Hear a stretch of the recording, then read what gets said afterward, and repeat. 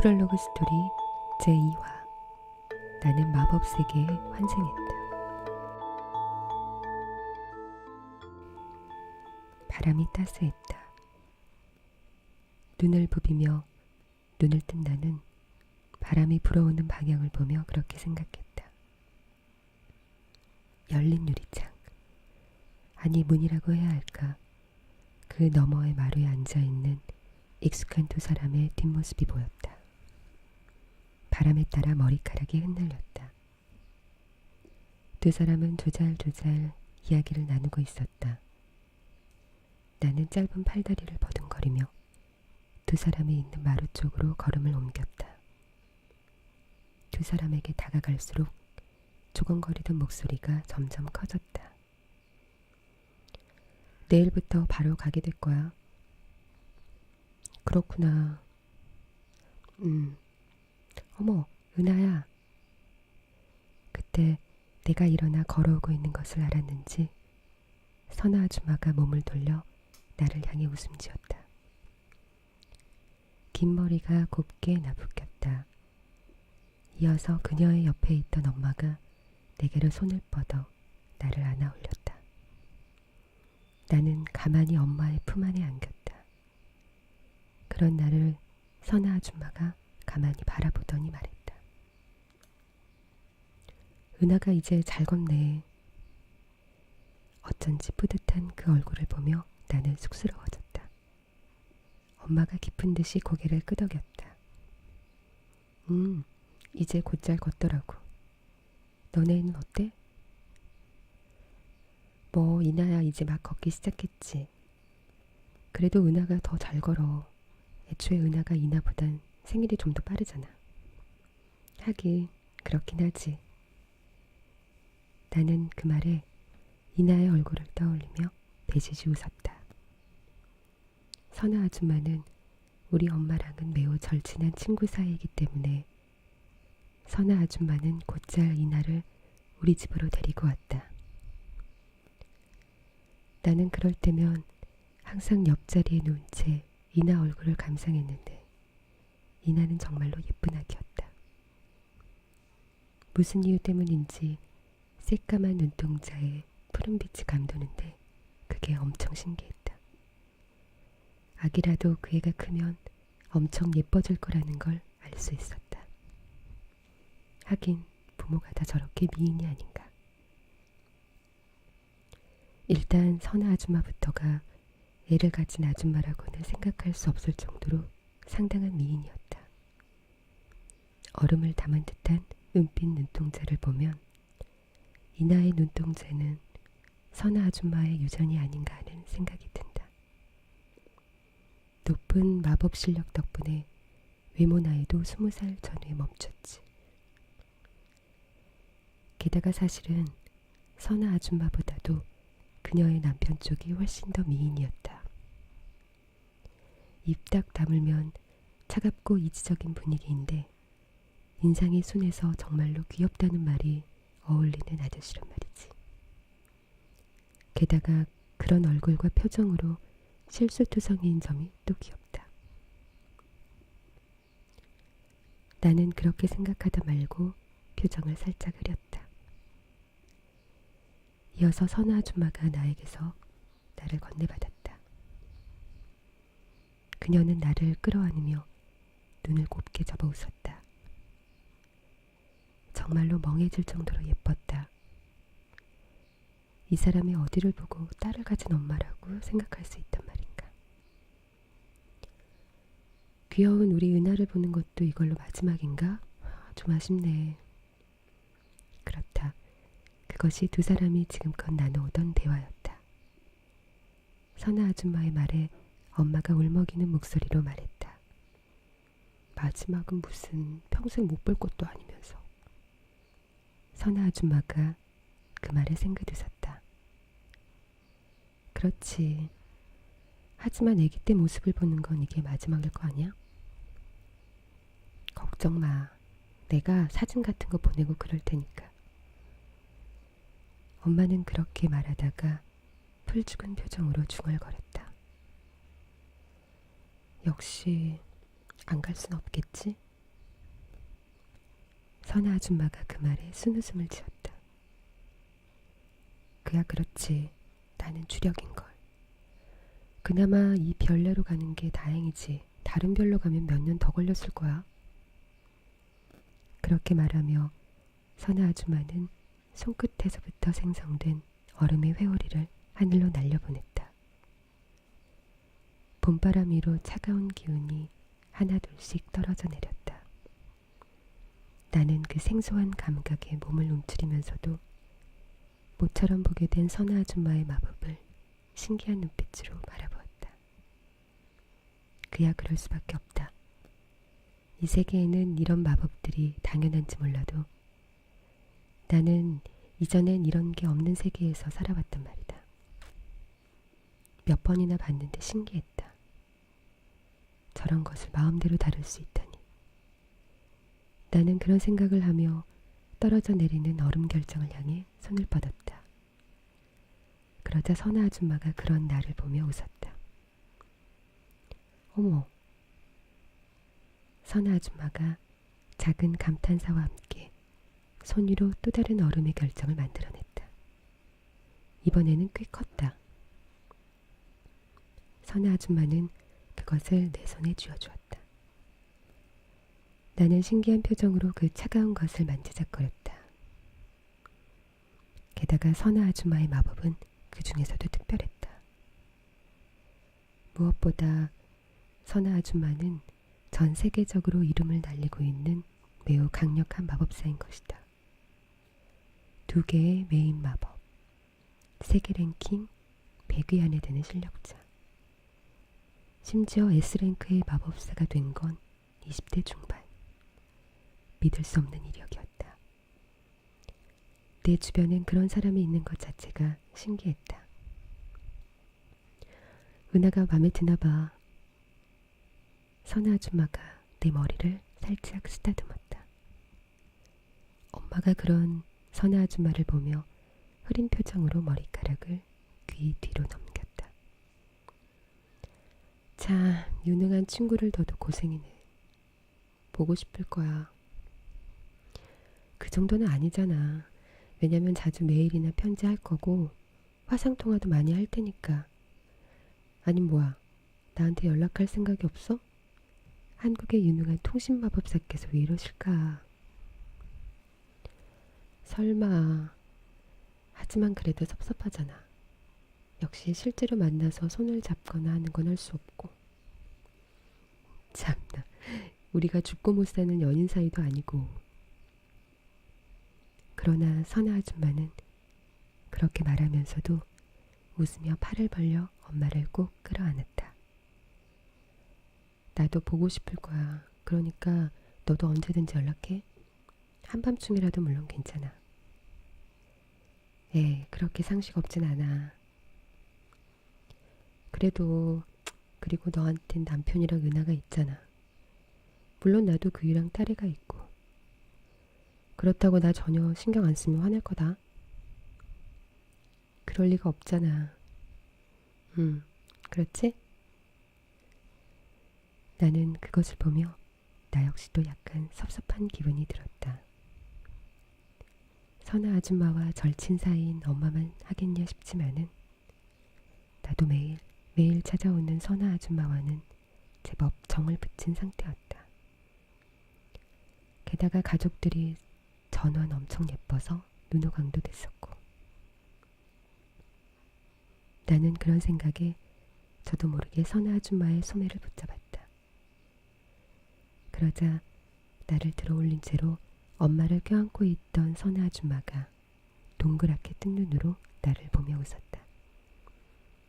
어머. 엄마 역시 그런 나를 보며 풋 웃었다. 은하도 네가 떠나는 길 아나봐. 섭섭하다네. 아, 나도 이런 은하랑 헤어져서 너무 섭섭하다. 어떡해. 은하 정말 너무 귀엽다. 선아 아줌마가 소리치며 나를 끌어안았다.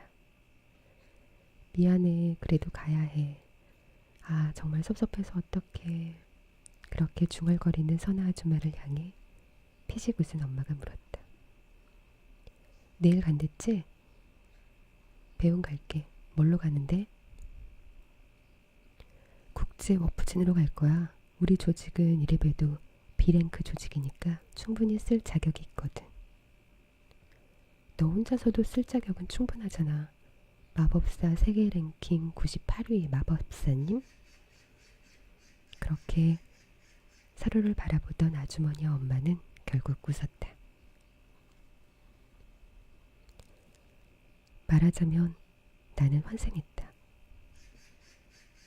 처음에는 깊디 깊은 어둠만이 계속되고 내 의식은 계속 가라앉은 채 아무것도 느끼지 못했는데 어느 순간 어둠이 일렁거린가 싶더니 의식이 점점 떠오르기 시작하는 것이 아닌가.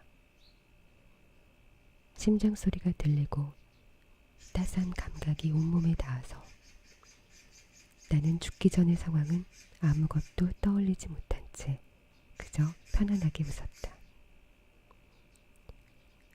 그러나 그것도 잠깐. 얼마 동안 그 따스한 심장 소리에 귀를 기울였을까? 어느 순간 몸이 옥죄어 오기 시작한다 싶더니 순식간에 차가운 공기가 온몸을 때렸다. 기뻐하는 목소리와 나를 향해 뻗어져 오는 다정한 손길. 나는 그 속에서 영문을 알 수 없어 엉엉 울어젖었을 뿐이었다. 그로부터 얼마의 시간이 지났을 때쯤에야 나는 깨달았다. 아, 스스로가 환생을 했구나. 보통 사람이라면 내가 환생을 했다는 것을 깨달았을 때 깜짝 놀랐을 것이다. 하지만 나는 그렇지 않았다.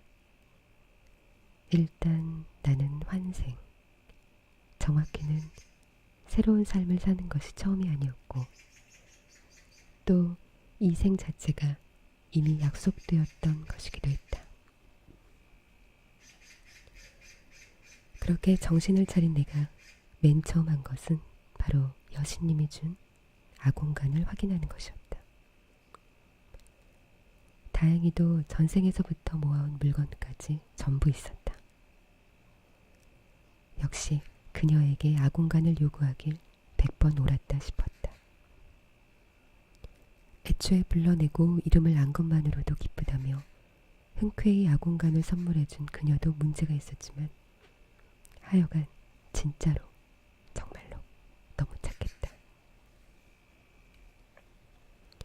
그 다음으로 한 것은 기억을 되짚어보는 것. 내 전생의 삶을 되짚어보았다. 내 길다고도 짧다고도 할 수 없는 삶. 나의 소중했던 사람들. 사랑하는 내 사람. 확연히 기억나는 전생들을 떠올리며 나는 어린 몸으로 웃었다. 기억이 누락된 부분은 있었지만 그건 당연한 누락이었다.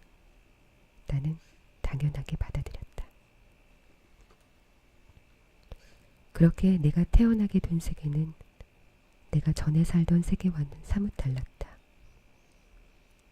21세기의 지구인 것은 확실했지만 모든 것이 달랐다. 일단 연도부터가 2020년대였다. 그런데 그런 것 치고는 문명이 너무 발달해 있었다. 로봇이 당연하고 하늘을 나는 자동차가 당연하고 가상게임이 존재하고 우주선으로 우주여행을 하는 게 당연시되고 있다.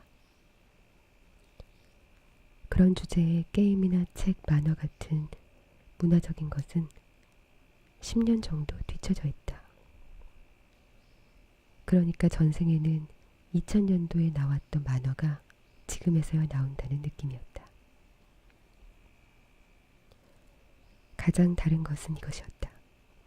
마법.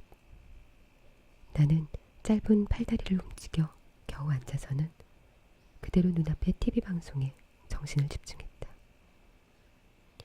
이 세계에는 여러 가지 마법이 있습니다. 유아 교육용 프로그램이었다.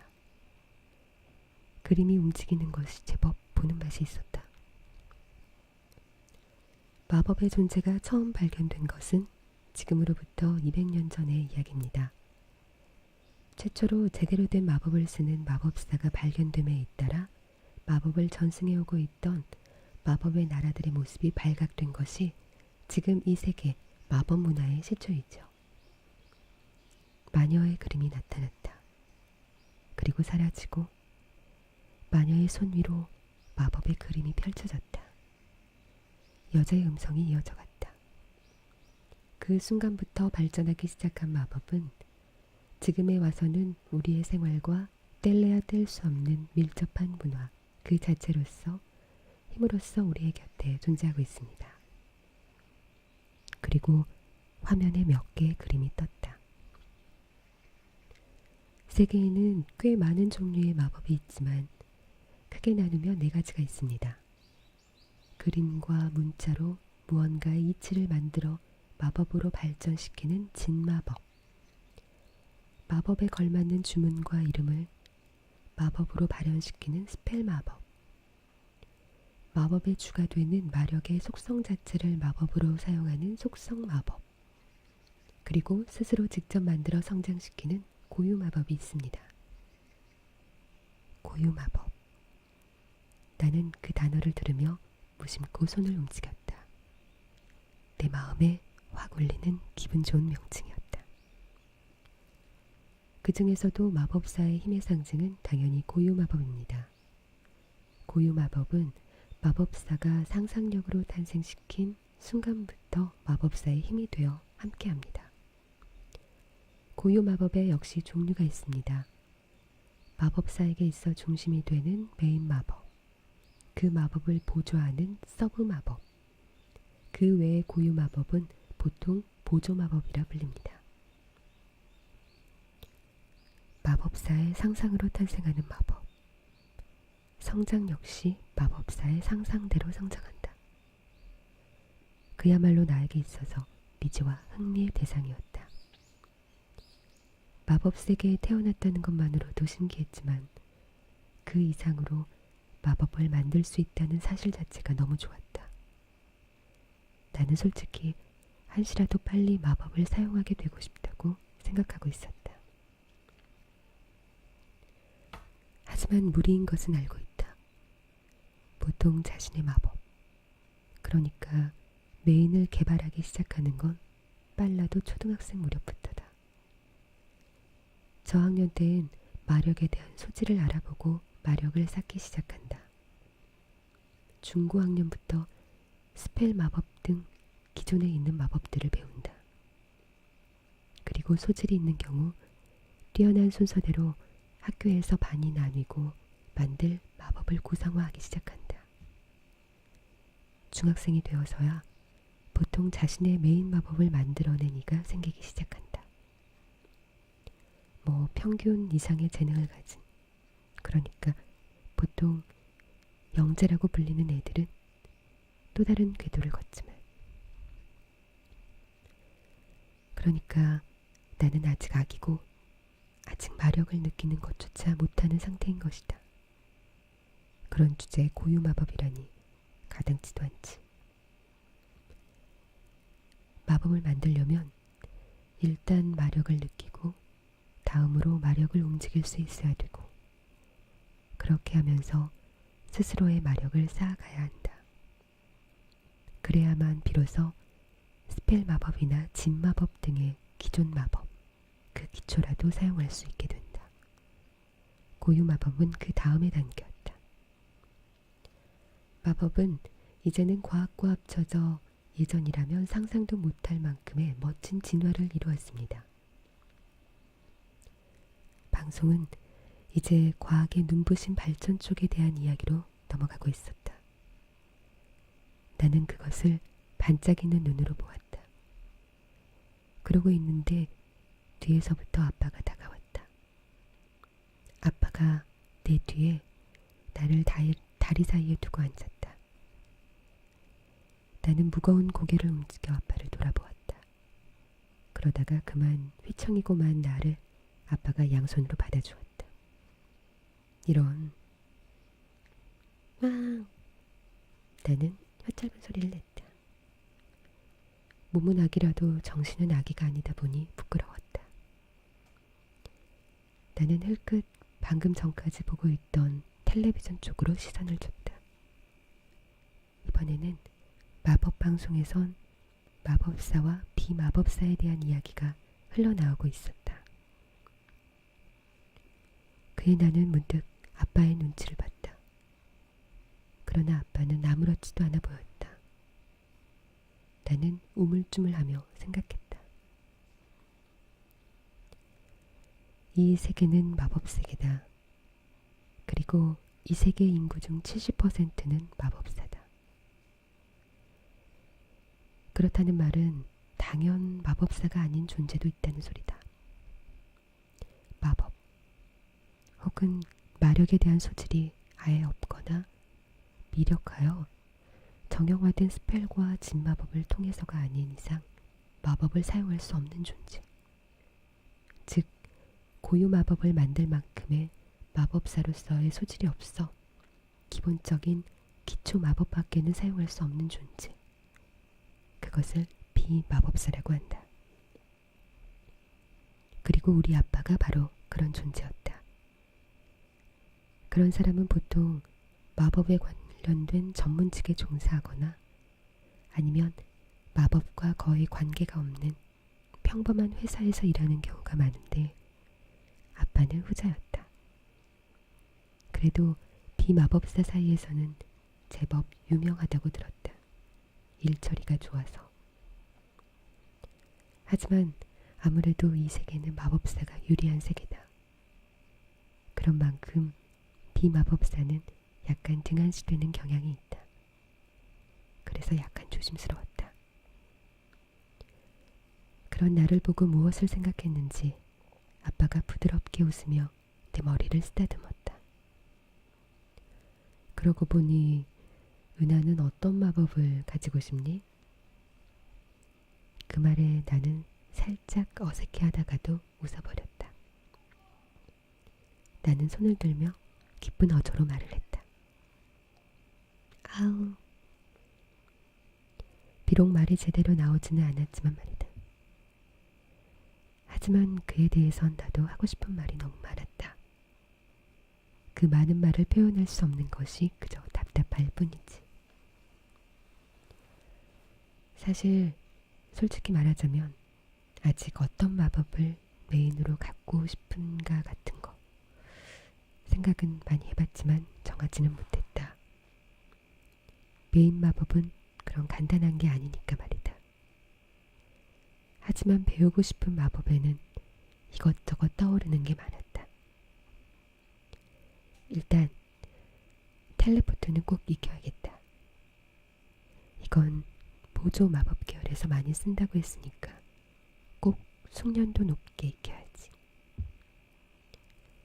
하지만 메인 마법으로 쓸 생각은 아니었다. 여차하면 만드는 것 정도는 괜찮을 것 같지만 투시도 익혀봐야겠어. 마법이 없을 때 내가 얼마나 물건을 찾는데 고생한 줄 알아? 추적 마법도 익혀야겠다. 하지만 내가 진짜로 만들고 싶은 마법은 그 어떤 것보다도 상상력에 유용한 마법이었다. 나는 전생에 소설가였던 적이 있었다.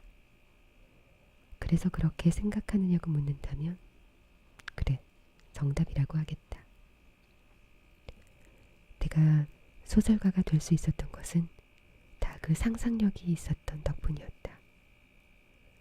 그러니까 나는 무조건 상상력이 모태가 되는 마법을 가지고 싶었다. 그렇게 생각하니 뭔가 떠오를 것도 같다. 하지만 고유 마법을 만드는 것 자체에 상상과 관련이 많으니까 그렇다면 나는 조금쯤 유리하지 않을까? 아무래도 소설가였던 적이 있으니까 나는 미래에 대한 기대감에 가득 차 속으로 키득키득 웃었다. 나는 잘 표현되지 않은 혀로 말을 자아냈다. 빠. 아무 말이나 했을 뿐이지만 아빠는 달리 알아들었다. 어? 지금 아빠라고 한 거야? 우리 은하 장하다. 네, 이런 걸 단순한 팔불출이라고 하는 거죠. 나는 그렇게 아빠의 품에 안기면서 생각했다. 그러고 보니 아빠는 어떤 마법을 갖고 싶었을까? 물론 커서도 절대 직접 물어보지는 않을 이야기다. 이런 거 비마법사인 아빠한테는 상처가 되는 이야기일 테니까. 어쨌거나 만들어낼 마법에 대해서는 이 이후로도 많이 생각해 볼 생각이었다. 솔직히 말하자면 난 마법을 쓸 수 있는 세계에 태어났다는 것만으로도 너무 기뻤다. 이히히. 내가 속으로 마녀처럼 웃고 있는데 한쪽 방문이 열리며 단정하게 꾸민 엄마가 방문을 벌컥 열고 나왔다. 그리고 나와 아빠를 보더니 인상을 찌푸렸다. 당신 아직도 은하 옷 안 갈아입혔어? 이제 나가야 된다고. 아, 벌써 그렇게 됐어? 그래. 엄마가 뾰루통한 표정으로 고개를 끄덕였다. 그 말에 나는 귀를 쫑긋했다. 반면 아빠는 곤란한 표정으로 웃으며 재빨리 내 옷을 갈아입히기 시작했다. 그리고 나는 아빠의 손에 옷을 갈아입혀지면서 배시시 웃었다.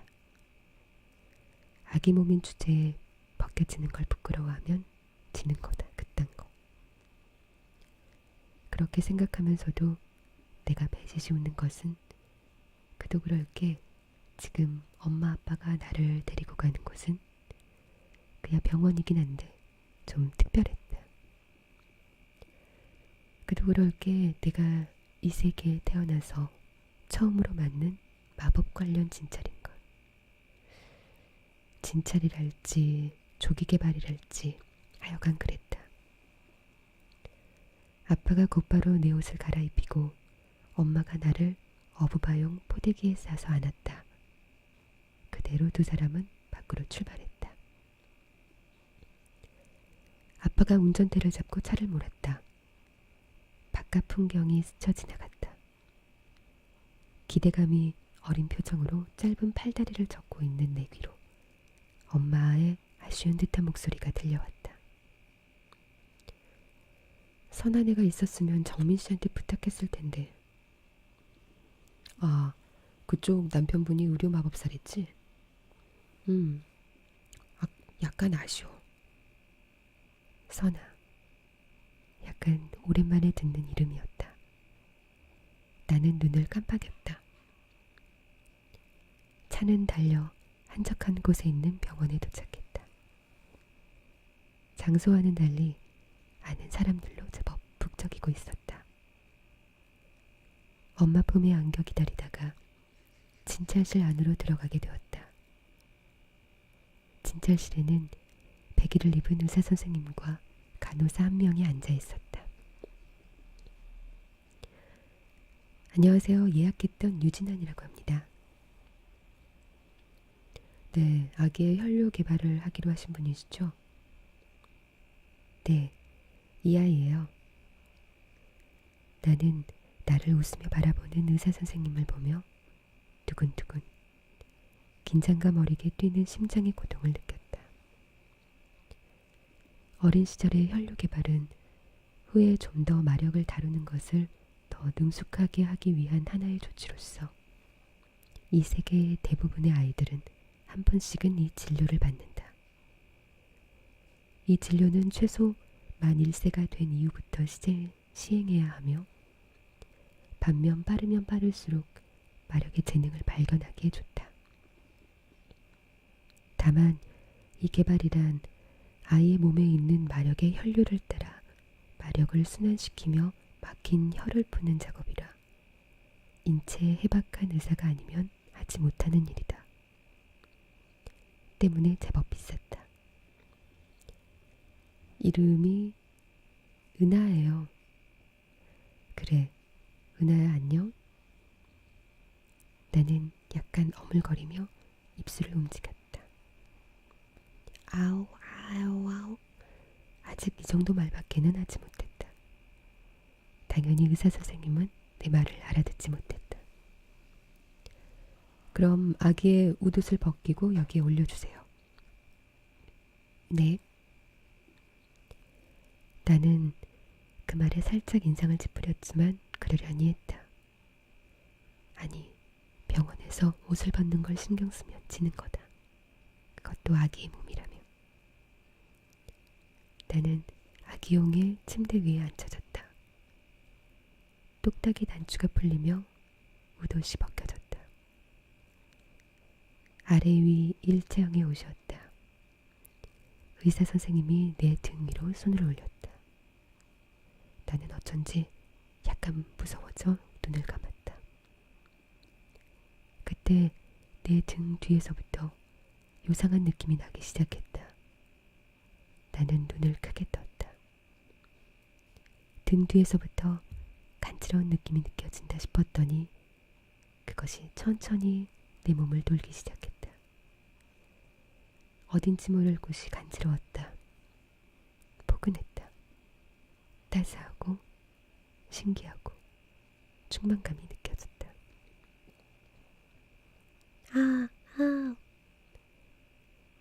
나는 감탄했다.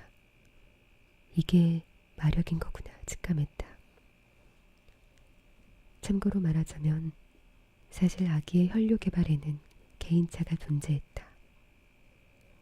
마력이 몸으로 흘러들어오는 것을 바로 느끼는 아이도 있고 조금 시간이 지난 후에야 겨우 느끼는 아이도 있고 한동안은 아예 못 느끼는 아이도 존재했다. 혈류 안으로 불어넣어진 마력을 느낀다고 해서 주변의 마력을 느낄 수 있게 되는 것은 아니다. 하지만 확실히 혈류의 개발이 마력을 느끼는 것에 어느 정도 영향을 주는 건 확실했다. 내가 감탄하며 중얼거리고 있자니 의사 선생님이 살짝 웃었다. 따님은 소질이 있는 것 같습니다. 혈류 개발하는 게 꽤나 편한 편이에요. 이 경우 절대적이진 않지만 꽤 강한 마법사가 되는 경우를 좀 많이 봤습니다. 어머, 그래요? 다행이네요. 나 역시 동감이었다. 사실대로 말하자면 메인 마법이야 정하지 못했지만 나는 만들고 싶은 마법을 이미 2개 정도는 생각해 두었다. 첫 번째로 결계. 보호할 수 있고 공간을 끊고 닫을 수도 있고 그런 종류의 결계 마법을 개발하고 싶었다. 그러니까 공간을 이용하는 종류의 마법을 얻고 싶다는 거. 두 번째로는 문자. 적은 것을 현실로 발현시키거나 하는 것을 가능하게 하는 문자 마법을 개발하고 싶다. 스토리를 현실로 만들고 싶었다. 전생의 소설가다운 발생이라고나 할까. 내 전용 영역 같은 것을 구성할 수 있는 결계와 설정을 할 수 있는 문자 마법. 이 2개가 합쳐지면 내가 펼치고 싶은 것을 꽤나 선명하게 떠오르게 만들 수 있을 것 같은데. 하지만 그건 내 상상을 구현화하기에 뭔가 좀 부족했다. 때문에 이 2 마법을 메인 마법으로 정하지는 못한 것이다. 결계를 펼치고 모든 걸 자기 맘대로. 뭔가 부족해. 정말 고민이었다. 원래 고유 마법은 몇 개든지 개발이 가능했다. 메인을 2개로 만드는 건 조합이 잘 맞지 않으면 안 되는 일이기에 상당히 어려운 일이지만 마법사는 상상만 괜찮다면 만들어내는 데에는 제한이 없었다. 수십 가지의 서브 혹은 보조 마법을 가지고 있는 이들도 충분히 많았다. 다만 어느 정도까지 사용할 수 있는가, 얼마나 강해질 수 있는가는 순전히 본인의 역량에 달려있다. 공간을 이용하겠다 결심한 그 결계 마법을 나는 일단 서브로 만들 생각이었다. 메인에는 오히려 문자 마법 쪽이 가깝겠지. 어쨌거나 그 정도로 만들고 싶은 마법을 대충 정해놓은 상태이기 때문에 내가 마법에 소질이 있을지도 모른다는 소리는 상당히 반가운 것이었다. 아빠도 비마법사인 만큼이나 꽤 깊은 것 같았다. 다만 엄마는 애매한 표정을 지어 보였다. 그래요? 엄마는 그렇게 말하며 내 머리를 쓰다듬었다. 나는 의아한 눈으로 엄마를 올려다보았다. 엄마는 나를 보며 그저 웃었다. 기분 좋니, 은하야? 나는 이어진 말에 곧 까르르 소리내어 웃었다. 그야 즐거웠다. 마력이 몸에 흐르는 것이 느껴지는 것 자체가 신기했고 또 기쁘기도 했다. 경험해보지 못한 것을 경험해보는 새로운 감각. 전생에서부터 아공간을 다루긴 했지만 그 외의 능력이라곤 쥐뿔 만큼도 없었던 나다. 소설이나 만화, 영화에서만 보던 마법을 직접 쓸 수 있다는 것 큰 기쁨이 아닐 수 없었다. 나는 두근거리는 가슴으로 생각했다. 빨리 컸으면 좋겠다. 하루라도 빨리 마법을 써보고 싶어. 나는 다시 한번 까르르 거리며 웃었다.